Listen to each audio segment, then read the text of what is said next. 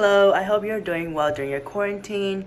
I am currently studying for my finals and getting a bit hungry, so I think I am going to fry an egg to eat with my sandwich and demonstrate the chemistry behind frying an egg for you guys. Whether you prefer your eggs to be hard-boiled, poached, fried, or scrambled, knowing your eggs transform from raw to cook can help you improve your technique. To begin cooking, you will need an egg or two, your choice of bread, a frying pan, and some butter. So inside an egg, it's composed of white globular proteins that can be easily changed when it is exposed to heat.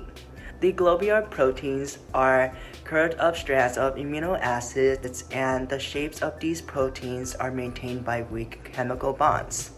These proteins must possess a peptide linkage where it consists of a carboxylic group symbolized by COOH and an amino group symbolized by NH2.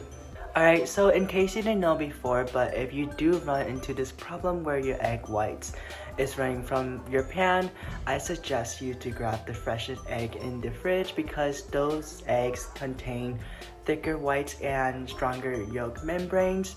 Those yolks are less likely to break as they are frying in the pan. When you have everything that you need to fry an egg, you would add your stick of butter so that the unsaturated fat from the butter can help prevent the egg from sticking onto the pan. Also, you need to turn the stove onto a medium-high heat. Once the butter has melted like this, you are going to start to add your egg by breaking it into the pan. As you are watching the egg fry, it is becoming white. We do not want to leave the eggs at a high temperature for too long because too many bonds can form and it can cause the egg white becomes rubbery. When the eggs are fried, it absorbs heat energy that breaks the weak chemical bonds that maintain the shape of the egg white proteins. This causes them to uncurl and new chemical bonds will form between the uncurled egg white proteins.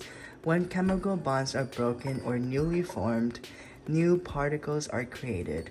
Therefore, frying an egg is a chemical change because it causes the egg's protein to change permanently in texture and in appearance.